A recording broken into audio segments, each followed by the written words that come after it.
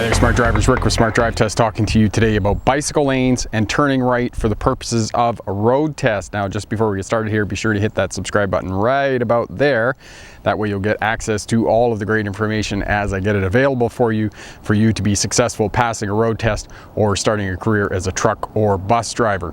Now, as you can see, the bicycle lane behind me, these are beginning to make inroads into the driving landscape and are something that you have to deal with for the purposes of a road test. And I had a comment from Jessica Pang and Nani Hallam. Both of those smart drivers wanted some more information about making right-hand turns when they encounter bicycle lanes as the one behind me here. Now, one of the things that I'll start with is in North America, not in other countries. I know in Australia, for example, lanes of traffic are divided by white lines and yellow lines designate traffic going in opposite directions. White lines designate traffic going in the same direction. So the bicycles are going in the same direction as traffic, although here in British Columbia there seems to be some odd thing of cyclists riding against traffic, which really kind of weirds me out when I'm driving my car, but it's part of the driving landscape here. So know that solid white lines, you can't cross over those for the purposes of a road test, and most of the time the solid white lines are found near intersections or crosswalks, so keep an eye out for those at those locations while you're on your road test. And you cannot deviate into the bicycle lane for the purposes of a road test, so know that as well. And so what we're going to do today is we're going to hook up the cameras, we're going to go for a drive and give you some more information about bicycle lanes and how to deal with bicycle lanes for the purposes of making a right-hand turn on a road test. So stick around, we'll be right back with that information.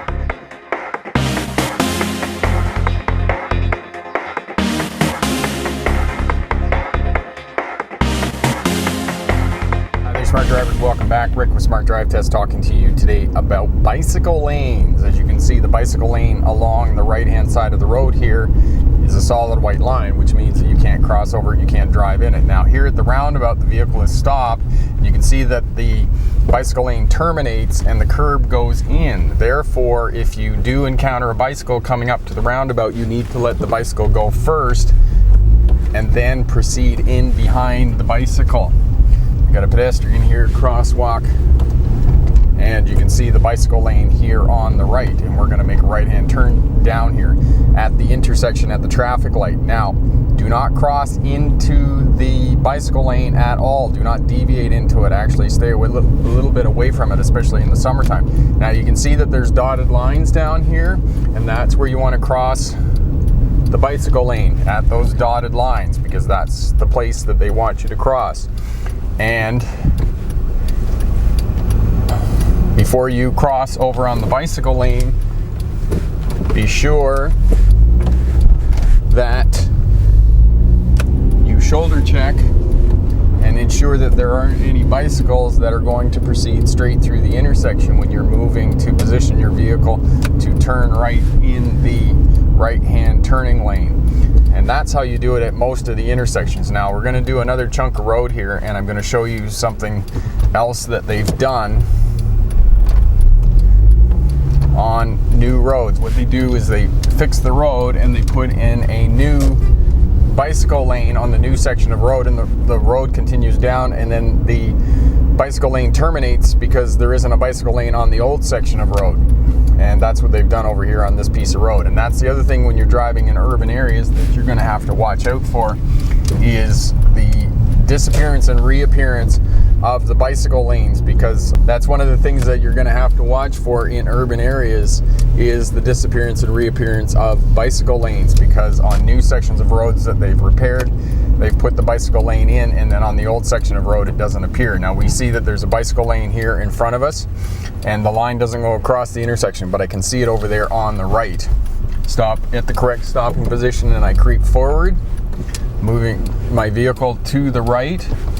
The way is clear, and the bicycle lane is there. I don't want to deviate into the bicycle lane. I want to drive out far enough that I can get into my lane without getting into the bicycle lane. Now we go over the railway crossing here, or the railroad crossing as it's called in North America, and the bicycle lane terminates. So they're going to come out around the cars here. So we're going to go back around and do another turn at a bicycle lane.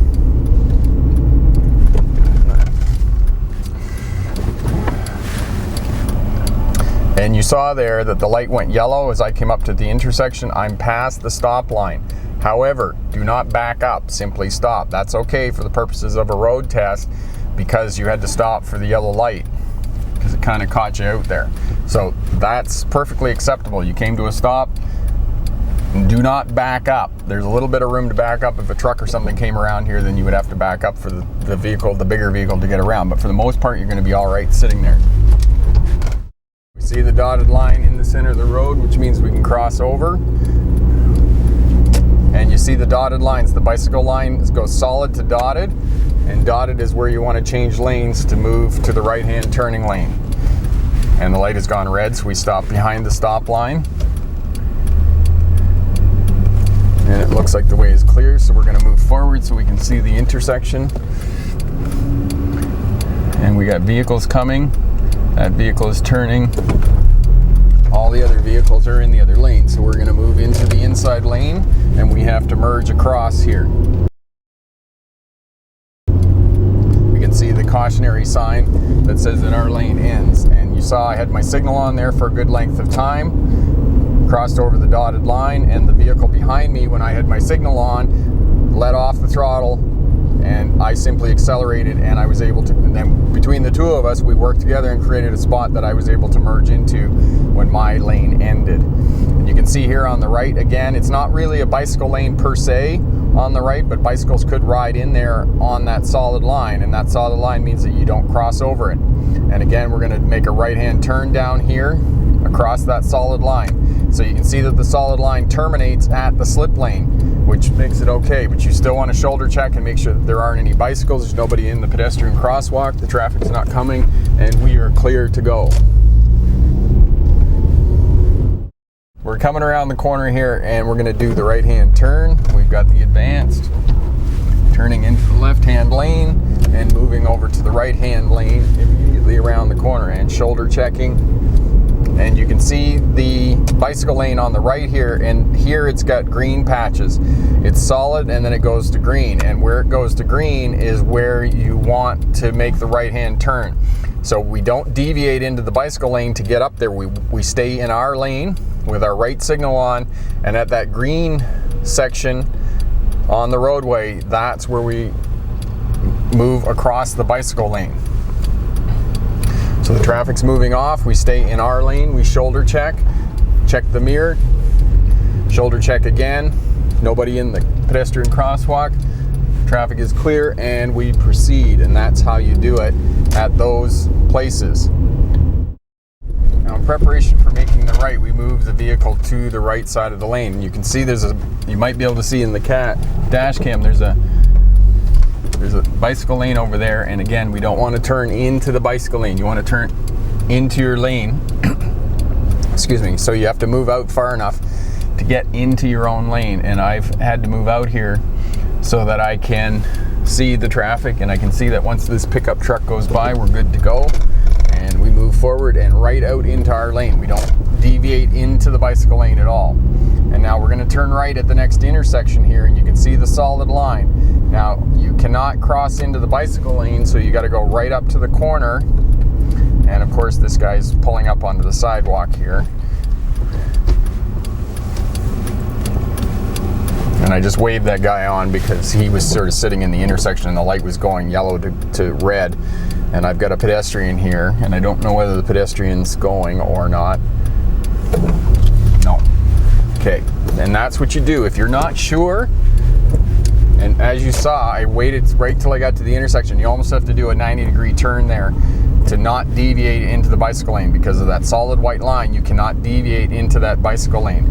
And as I saw there, I wasn't sure what other people were doing, so you saw that I just stopped and I waited, and that's what you have to do for the purposes of a road test. If you were the least bit unsure what other road users are doing, just stop and wait for them to clear, or for them to get eye contact with you to ensure that you're going to be safe, that you're not going to go around there and that pedestrian's going to step out. As soon as she got eye contact with me and sort of nodded that I could go, then I proceeded around the intersection as well. The other guy that was turning, he was already sort of committed. His vehicle was turned slightly, so I didn't turn in front of him because it's a defensive move on my part that I was waiting to see what that driver was going to do, and that's what happened. And you can see once you get down into these downtown areas, there aren't many bicycle lanes. I mean, your city may be different where you're taking your road test, but for the most part, this Vernon is an older city. Did grow up with a motor car, but downtown we don't have bicycle lanes, and most of the corners are squared off. They're not big, nice splayed corners that accommodate larger vehicles.